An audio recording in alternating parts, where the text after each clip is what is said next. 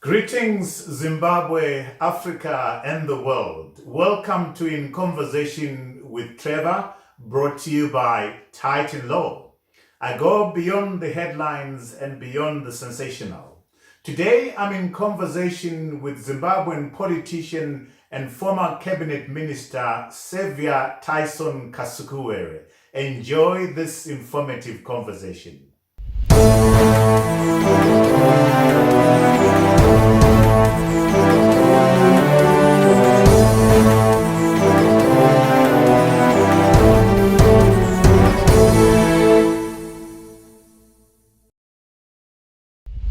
Saviour Kasukuwere, Zimbabwe's former Minister of Local Government, Public Works and National Housing. Welcome to In Conversation with Trevor.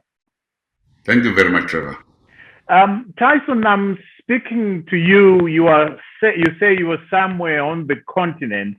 I want to take you back to November the 16th, 2017, where you say your house was attacked by the military. Describe to us what happened prior to that attack, the attack itself, and what happened afterwards.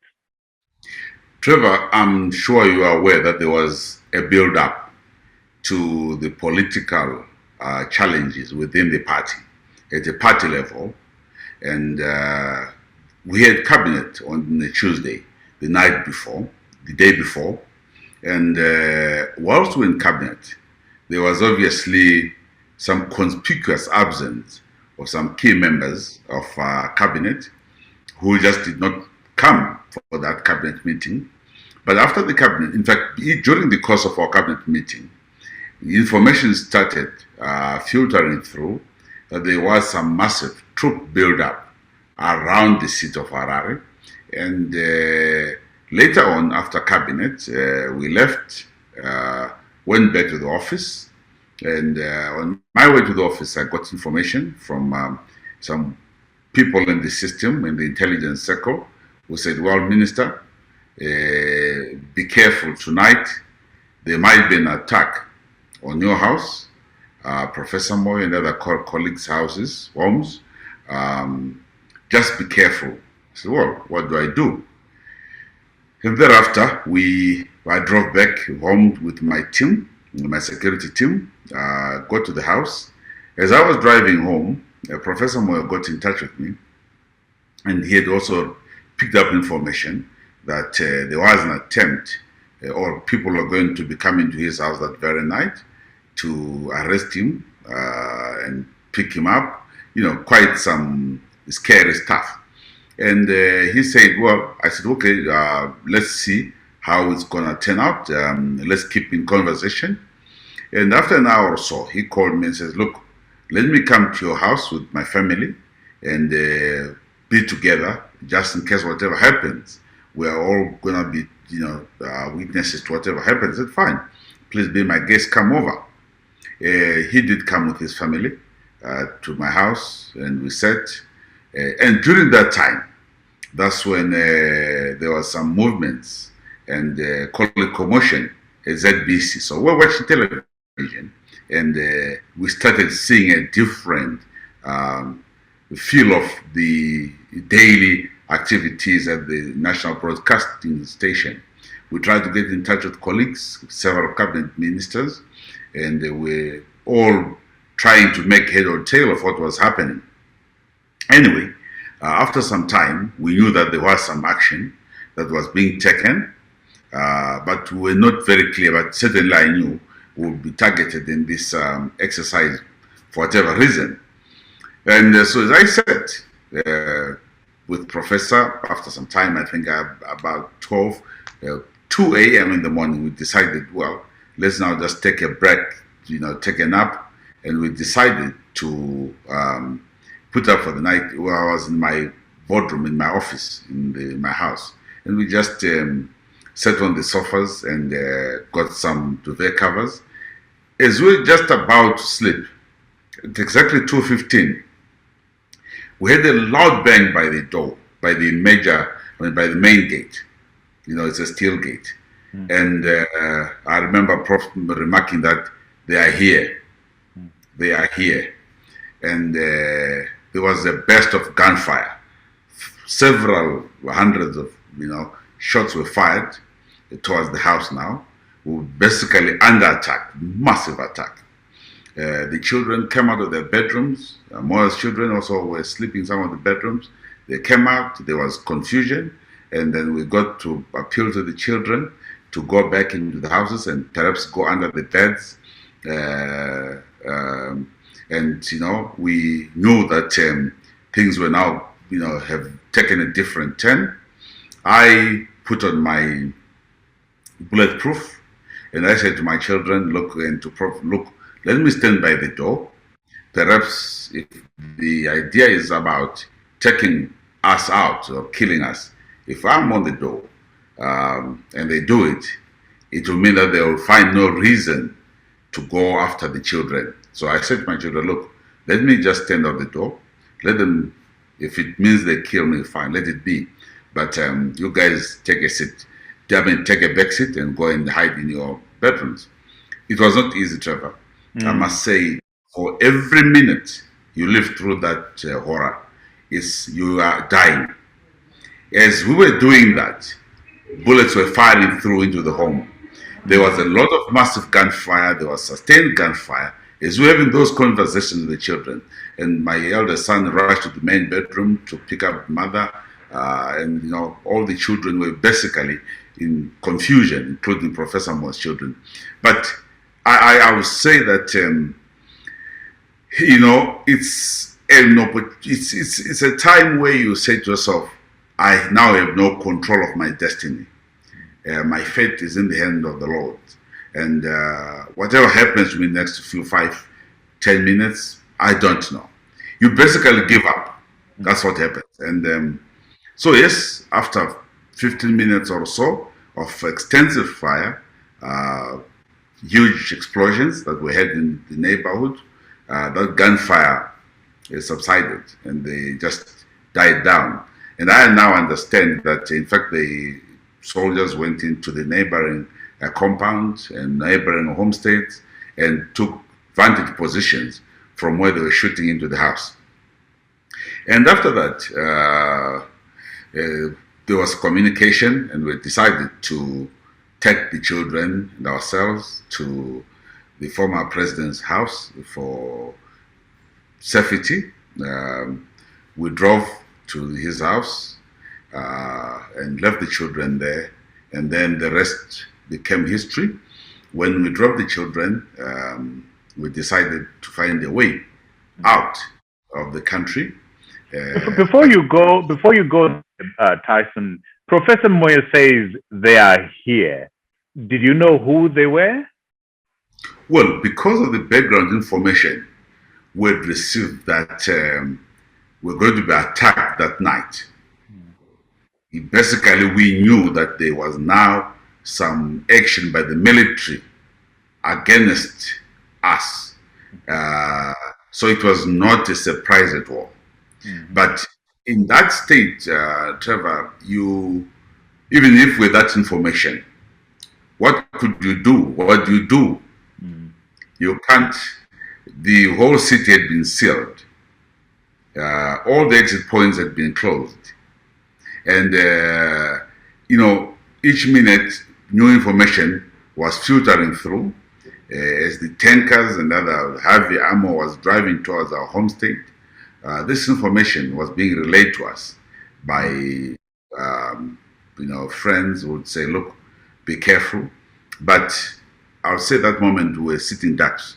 So when Professor tell me, Tyson, sorry to jump in there. Tell me, did this surprise you at all, or you, like you're saying, you had seen the build up and you're expecting something of this nature? How much did this surprise you?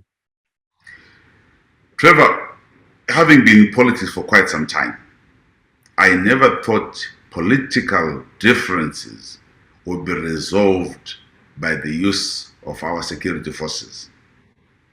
And that I held faith, I had that faith in me, that whatever happens, the army will not get involved.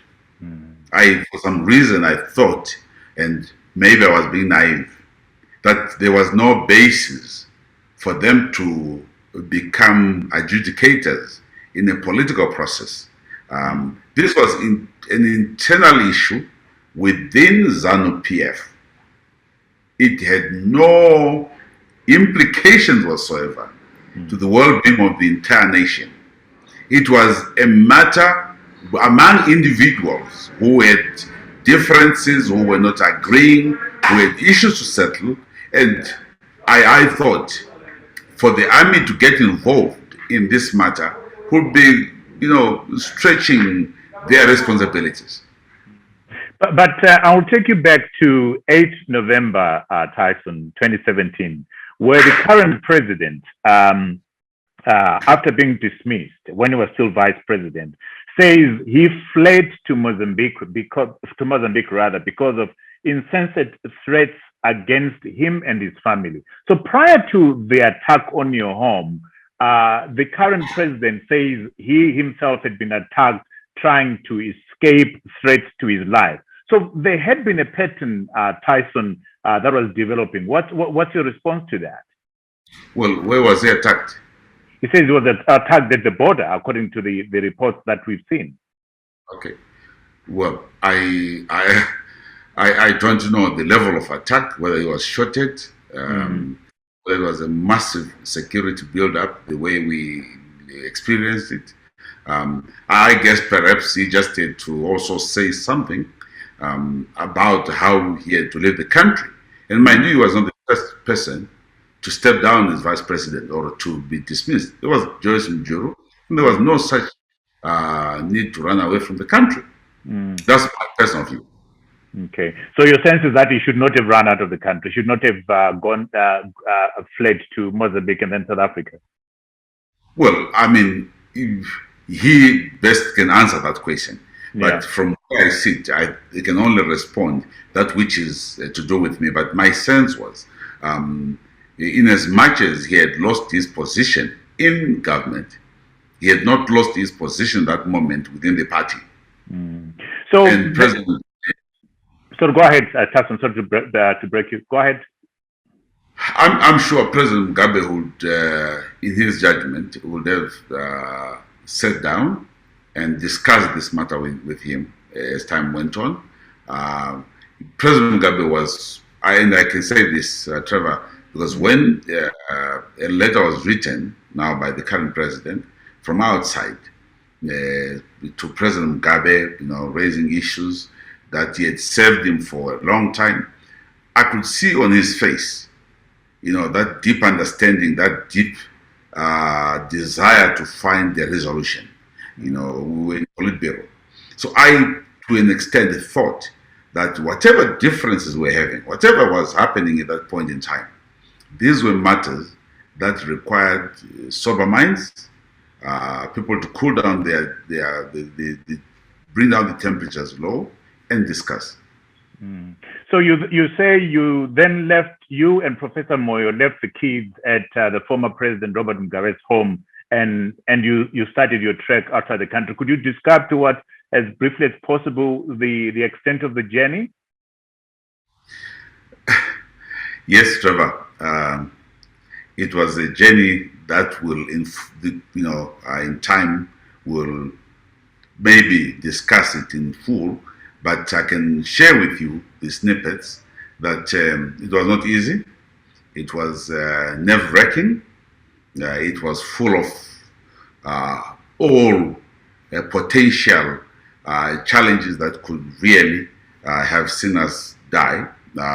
It was not an easy decision either to leave the country, and the journey was a very painful one. It meant walking through difficult terrain, areas infested with wild animals.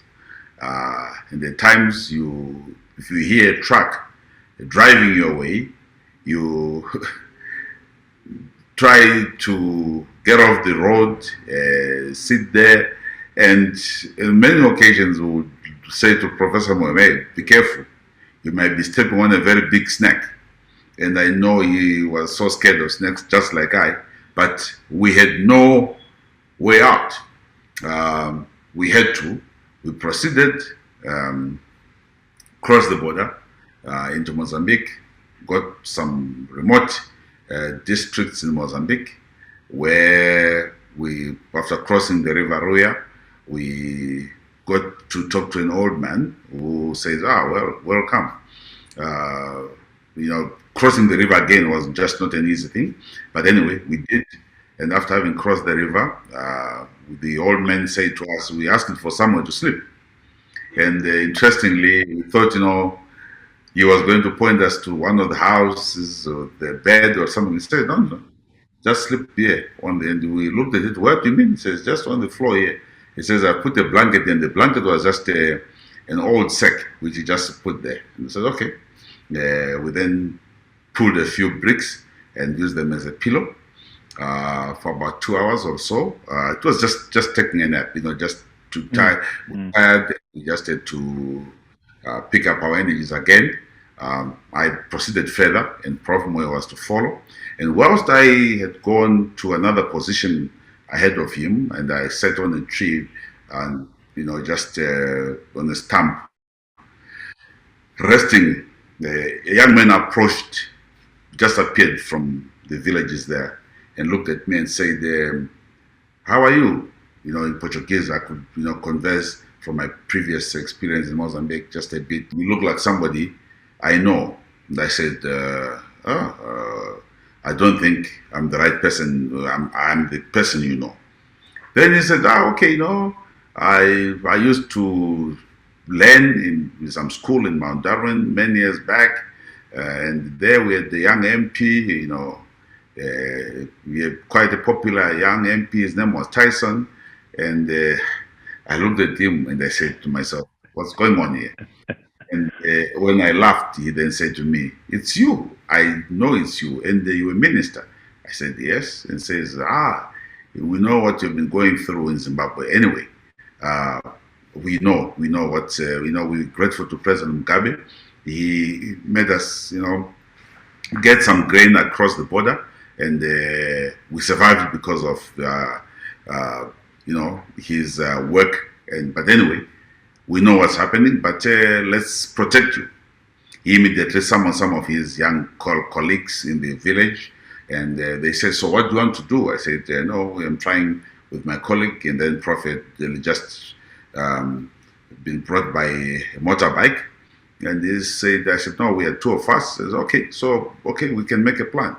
We looked around and said, no, there's an old car here, which now and again works. And I think we can mobilize and talk to the owner to give you some transport. And on their own volition, these youngsters went to engage that owner, and they negotiated with him. And the man was still sleeping. And after some time, he woke up, took a bath. He took his time. We had no option. We couldn't command. And after that, he came forward. Then he says, okay, it's an old wasp, pickup truck. And the Prof sat in the front, I sat in the back, and these youngsters organized some, stools for me to sit. And then they said, no, from now on, we are going to protect you. We are going to guard you. Quite a number of youngsters then jumped into the vehicle. He said, no, he's our brother. He was our MP in Mount Darwin. He was one of our leaders, so let's look after him. And we started the journey across Mozambique. It took us almost about 4 to 5 hours, rough terrain, the road, and so forth, but quite important and necessary. That was actually moving us away. In any case, I must say, the moment we crossed the border, you felt that sense to say, I'm still alive. Whatever has to happen now, I think we have gone past the serious challenge. That opportunity for those who want to kill us now has been lost, because now we're in another territory. Anyway, we got to the main road, Tete Road. There was a shop across, and we were quite hungry. We had spent almost about 24 hours to almost 36 hours without having had any food. And we crossed over to this guy and asked for some, it was a shop, and we wanted to buy some fish tinned fish, bread, and drinks. And this guy looked at me as I was buying, and he said to me, "You are from Zimbabwe?" I said, "Why?" He says, "You are Kasukuwere." And I said, I tried to mumble my way out. And then I said, "Yeah." He says, no, I know you. I used to also, I'm from Zim, but my business is here and so forth. But anyway, welcome. We know what you're going through, what has been happening in your country. We've heard your name on the radio and so forth. Here's my car. Please," and he called his young brother, says, "Please take this gentleman immediately further deep into Mozambique." So that other pickup remained behind now. They had to go back, and this guy gave us, I think it's a Toyota sedan truck, vehicle, and we thanked him very much. He put his own fuel, and we then again, that kindness that was being shown by these guys was quite amazing. It was actually touching and moving. We jumped into that vehicle, drove to Tete, got to Tete, booked a hotel room at the hotel, quite drenched. And having spent quite a couple of days, your first bath, you to drain the water 2-3 times because we had taken a bit of sweat and pain and so forth. Slept for the night, and then decided that we just had to leave very quickly. We're getting some other very disturbing intelligence on what was going to happen. Perhaps we were hot pursuit by some of the guys who were trying to check where we were. And then we said to Prof, "Look, let's get going." He says, "Okay, what do we do?" I said, "No, let's go to Mozambique, to Maputo. President News is waiting for us." We proceeded to Maputo. And in Maputo, we were received by the president. We had a very lengthy discussion with him. He wanted to understand what had happened and said to us, "No, you're welcome. You can stay in our country. We understand these things do happen, but we'll protect you." And he called his Commissioner General of Police, says, "Protect these people." Yes, we went to sleep, but it was a very difficult time because... Describe to us, Tyson, you say it was a very difficult time, clearly emotional. Describe to us what's going through your mind through all that process as you're driving through this rugged terrain in this Skorokoro and that kind of, what's going through your mind? This is stuff that you were not expecting. Talk to us about what's going through your mind. What's your emotional state? It was obviously a question of the snapback, call it the snapback, the response to an internal conflict within the party. What went in my mind was, did we have to get to this stage? What is this all about? What wrong have we done? If people don't want President Mugabe, fine. But is this how it should be done? We hoped that perhaps at some point sense would prevail within the leadership to say, okay, how do we iron these differences and move forward? Secondly, at the personal level, you're then thinking of your young children, where they are. Yes, they were in some good place, but when you then get to a stage or to a place where there is some network, and you then get to talk to your child and saying, "Dad, where are you? And are you alive?" Say, "Yes." "Dad, when am I going to see you?" It's not that it's not an easy the situation, Trevor, and also having taken the children through this gunfire, this attack, and now in their minds as we left, I'm sure they thought this is the end. I can tell you, I took off my ring and I gave it to my wife and said, "Look, just in case you will not see me again, this is our reminder."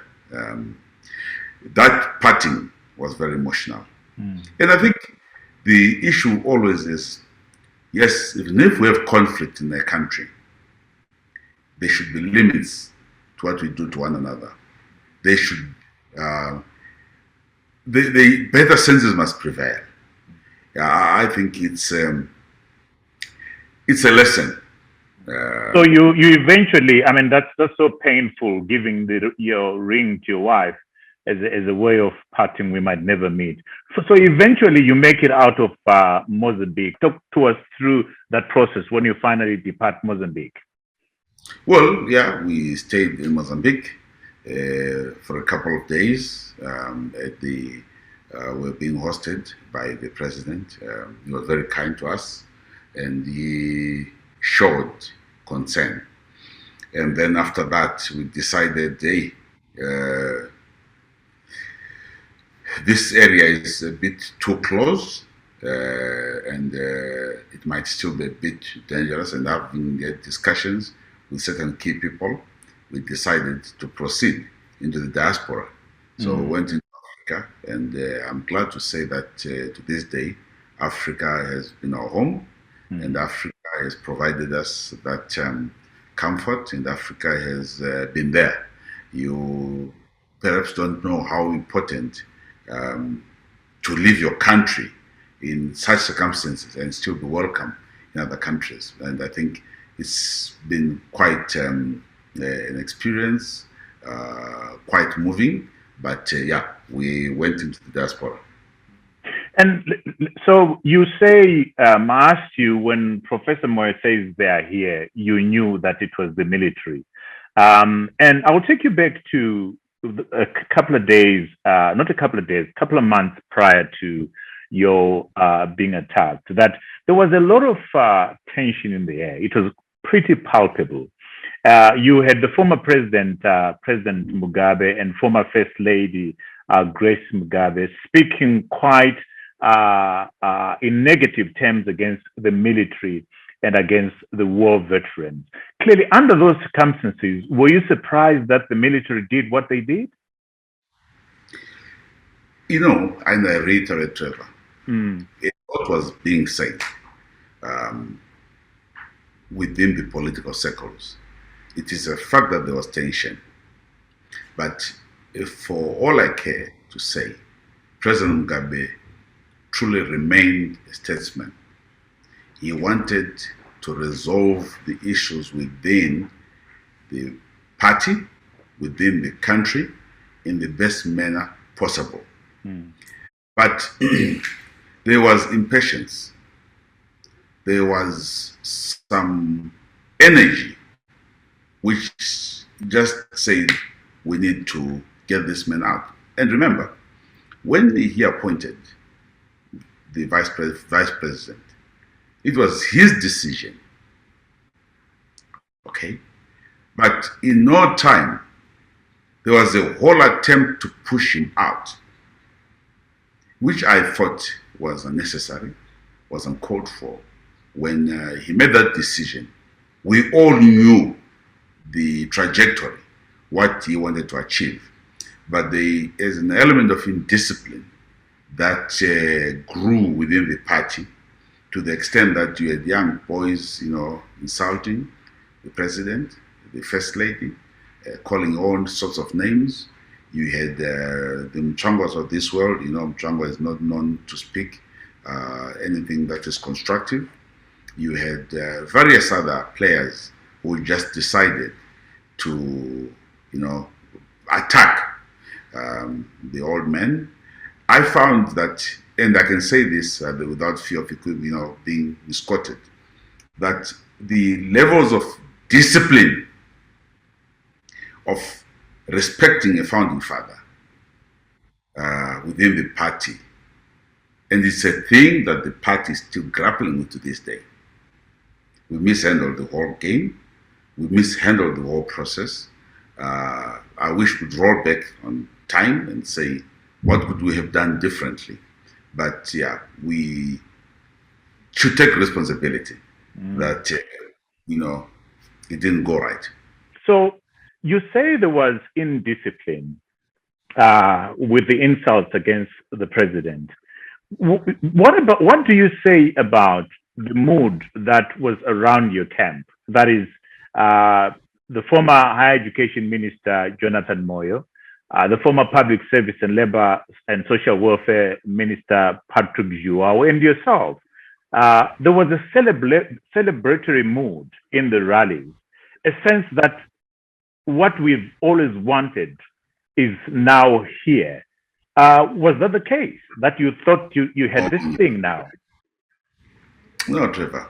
I think like I've said, we need to acknowledge, and I've said that on both sides, there was tension within the party. There was a lot of wayward behavior, and I've just called it discipline, that perhaps we should have done more to lower the temperature, lower the noise, lower the volume within the party. Certainly on my part, there was no celebration. There were, I knew, I've been in politics for a bit of time. I knew the pitfalls, the dangers that we were moving into as a political organization. So to imagine that you can be excited about it, no, it's not as easy. Even when you have a total annihilation of your enemy, or so-called a person you don't agree with, you cannot celebrate because you don't know whether they've gone to sleep or they're still coming to fight back. And so there is nothing that should have made us, and you talk of other colleagues and so forth, feel that no, we now have, it was not a personal issue. It was an organizational matter. So at a personal level, I had nothing to celebrate about. It was politics around succession, and as you know, this kind of politics is not easy politics. Elsewhere, there will always be these kind of tensions, but I submit that perhaps more should have been done within our political framework to reduce the noise, reduce the temperature, and also those who had ambitions to temper the ambitions. We were 2 weeks or so to 3 weeks from a National Party Congress, which would have ushered in a new leadership. President Mugabe clearly was stepping down. He had seen these better days. But the adrenaline rush, political adrenaline rush, was quite huge within the party. Tell me, Tyson, what if we were to rewind and go back to those days prior to the attack on your house? You say the temperature should have been lowered, the volume would have been lowered. I want, because I'm having this conversation with you, what would you do differently, Tyson, to lower the temperature, to lower the volume? What responsibility would you take to change the course of events to get to the point where your house was not attacked, the political temperature was not where it was? What would you do differently? Trevor, it's the succession dynamics in Zimbabwe and in Africa. The mentality is a winner take all. The vanquished will forever know the pain of being vanquished. So everybody approaches this game with that mind, whether it's an intuition or to say, if I lose this, I'm gonna suffer. If you were to turn back the clock of time, I would say we should have a clearly defined succession program. We should have been more open to say who are going to be running, how are they going to run. Let's open up the ballot. Let those who are members of the party who want to stand in any position stand. So the challenge starts with the change of the constitution after Mamjuru left, from 6 provinces, deciding who must become president, deciding who the vice presidents are going to be, deciding who the national chairperson is, to what one would term one send of power policy. if I had to live again in that kind of political situation, I would say, open it up. Allow people to come forward. Let the best man, best woman be voted by the party to take a leadership position. A situation where we concentrated too much power around an individual, like in the case of President Mugabe, it also made him the greatest enemy to anybody wanting power. Rather, he should have allowed power to be there in the streets, to be with the people and let the people make a decision. So, but the decision again to say, let him be center of power was a political calculation within the party structures to say, how do we outmaneuver? This outmaneuvering game became a continuous cancer, which ended up eroding the strength, the organizational cohesion of the party, and brought us to where we are to this day. Tell me, when did you discover you had political differences with President Mnangagwa? Were there any political differences? No, I didn't have political differences. No, I don't have personal differences. I didn't have personal differences. Political differences. Yes, I didn't have political differences with him. Yeah. I didn't have political differences with him. It was not personal. Okay. I had a duty as National Commissar to follow the constitution of the party, to deal with the matters in the manner best possible, and in as much as I had to take a lot of pressure, flack, and so forth. You know, I was accused of trying to remove President Mugabe through a coup myself. I was accused of plotting with the provinces to remove President Mugabe. There was some motions moved around the country, around the provinces, to say Kasukuwere must step down as political commissar. I didn't think I posed anybody any threat, but perhaps people calculating to be in a position, different positions, had a view which perhaps I did not understand. But as far as I was concerned, the party had chosen President Mugabe as the president. We're going through a Congress, and that Congress should have yielded a new leadership. Those who wanted to challenge him should have challenged Mugabe if he wanted to stay on. So I perhaps naively moved on just as a card of the party.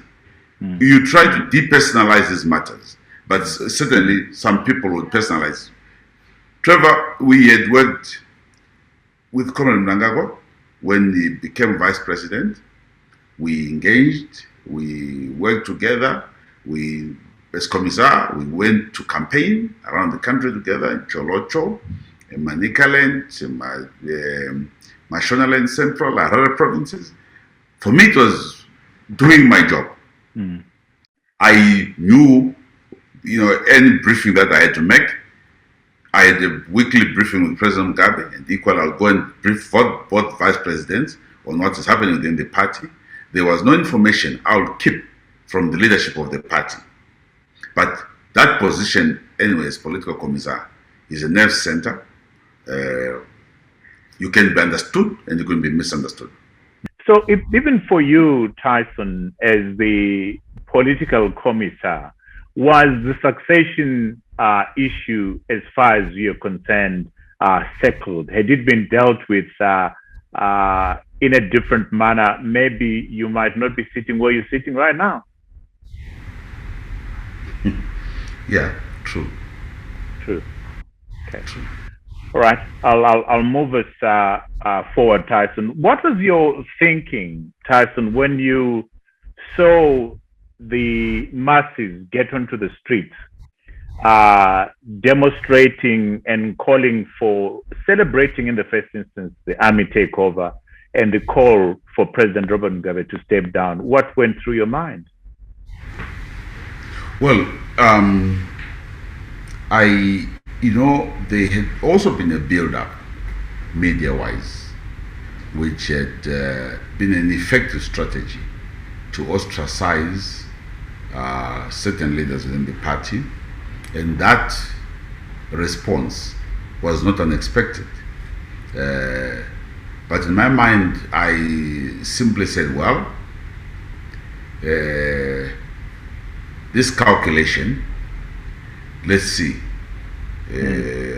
what the future holds. It was tragic. For me, it was tragic. Yes, the masses. Anybody who loses power today, the masses will still be in the streets. Somebody has a grievance with somebody, and you can change leaders every day, and there will still be some people who will be prepared to run around the street, First Street, celebrating. So you cannot use that just as a basis of saying,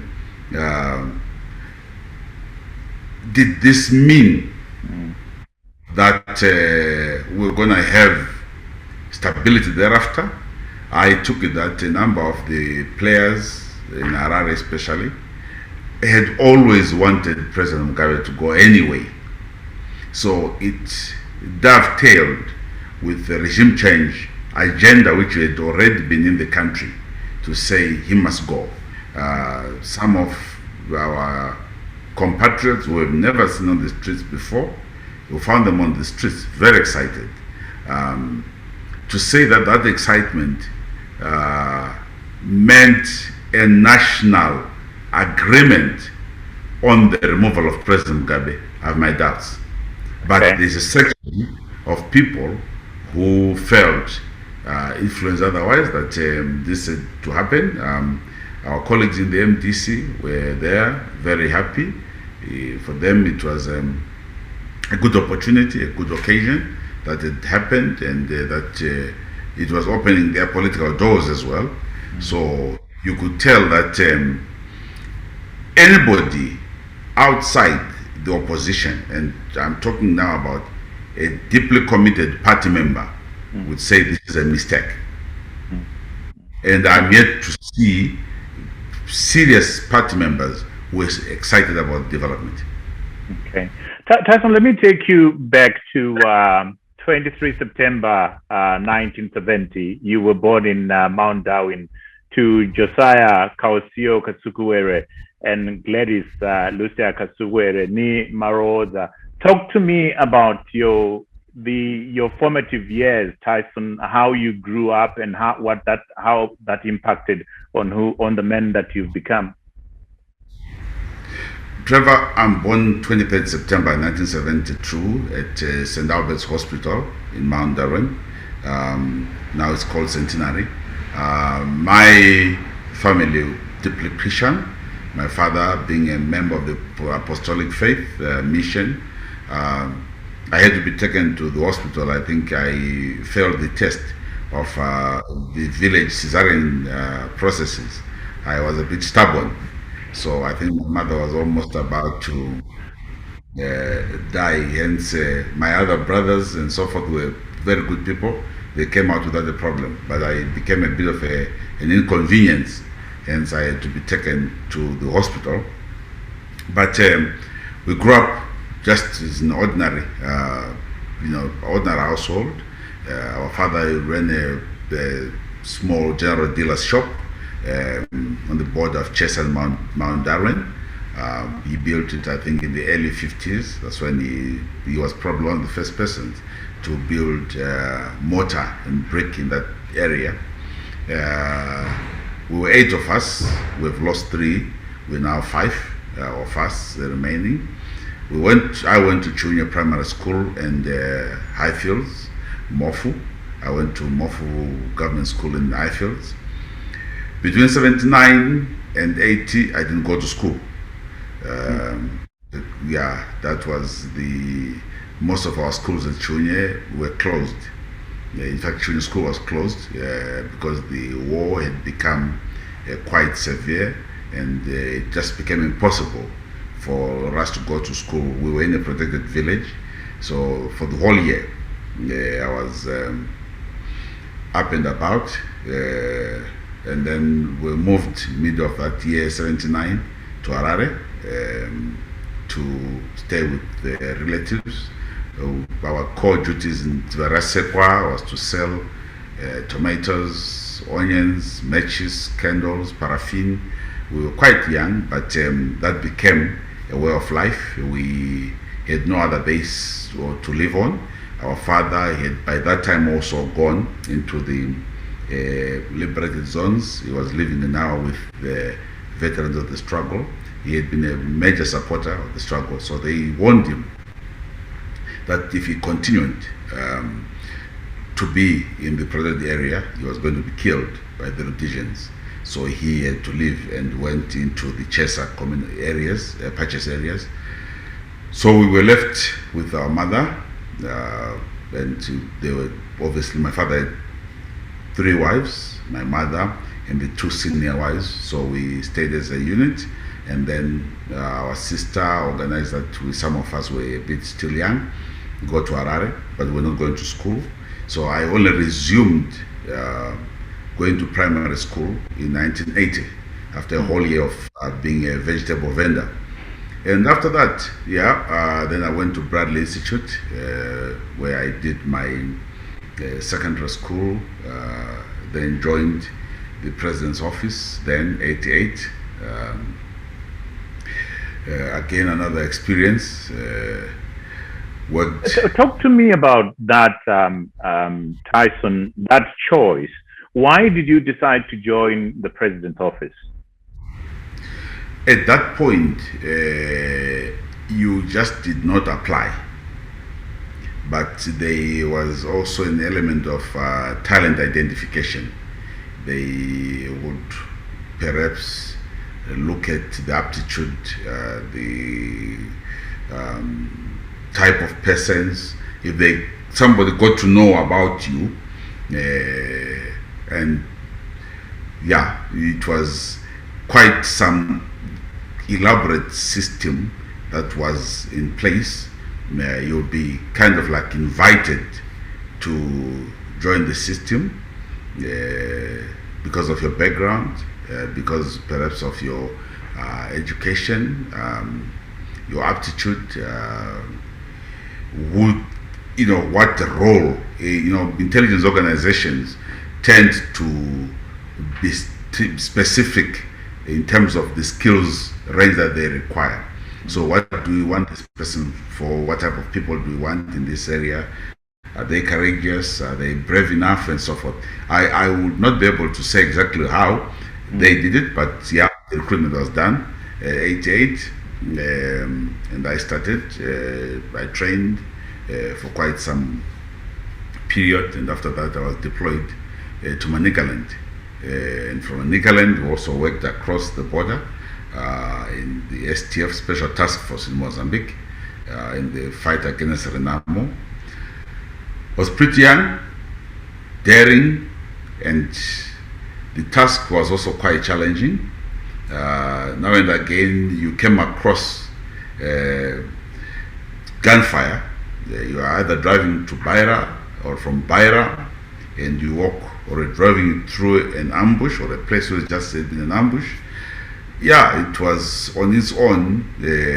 Again, I believe it was key in my formative period and giving me the courage to say, how do you approach these situations? When you are leaving Chimoyo and you have to drive to Beira, you think of everything along the way. The number of ambushes, that at Gondola I could be killed, and so forth. But that is the duty, that is the job that had to be done. The Central Intelligence Organization, the organization that you worked for, Tyson, from 1988 to 1994, has had a very notorious history of abduction, disappearances, and so forth. When you look back during your time in this Central Intelligence Organization, is your conscience clear? Are there any regrets at all?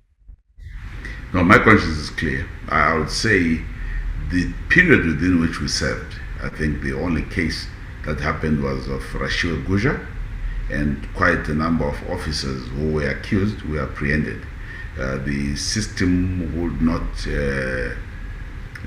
allow or accept abuse of power. If you abused your power, you were made to account for it. So this was a different CIO from what we've got now. Is that what you're saying? I'm afraid to say I don't know how it is today, because I'm now I can't judge what it is today, but I'm just responding to your question to say, would disappearances, abductions be the norm within our system? At that point in time, no. You could be arrested by the police directly without anybody standing in your way, in their way.